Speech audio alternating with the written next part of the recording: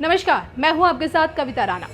रूस और यूक्रेन के बीच जंग जारी है और रूस के हमले ताबड़तोड़ हो रहे हैं, जिससे यूक्रेन की हालत खराब होती जा रही है। और इसी बीच युद्ध को रोकने के लिए दुनिया के देश लगातार कोशिश भी कर रहे हैं। ऐसे में ये दुनिया दो भागों में बटी है, एक अमेरिका के साथ है तो दूसरा रूस के साथ। वहीं दुनिया की सबसे बड़ी संख्या संयुक्त राष्ट्र संघ रूस पर कई बड़े प्रतिबंध लगा दिए हैं। और इसी बीच पुतिन की पार्टी से विधायक और बिहार के रहने वाले शख्स ने का बड़ा बयान देकर सबको चौंका दिया है। जी हाँ, बिहार के रहने वाले अभय सिंह व्लादिमीर पुतिन की पार्टी यूनाइटेड रशियन पार्टी के विधायक हैं। उन्होंने इस जंग को लेकर बड़ा बयान दिया है और ये कहा है कि रूस का हमला सही है।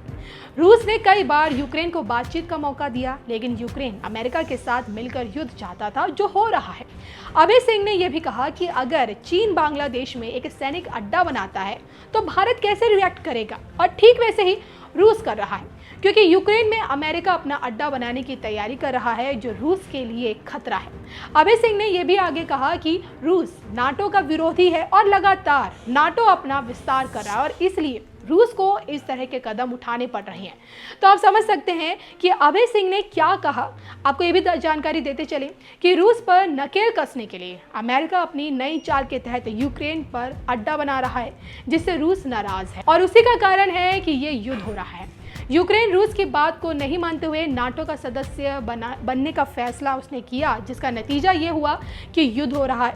अब आपको ये भी जानकारी देते चले कि अभय सिंह का जन्म बिहार के पटना में हुआ था। वो साल 1991 में मेडिकल की पढ़ाई के लिए रूस चले गए और शिक्षा ग्रहण करने के बाद भारत में प्रैक्टिस करने लगे, लेकिन रूसी कल्चर से प्रभावित अभय सिंह का दिल भारत में नहीं लग पाया और फिर वो वापस रूस चले गए और वहीं अपने करियर की उन्होंने शुरुआत की।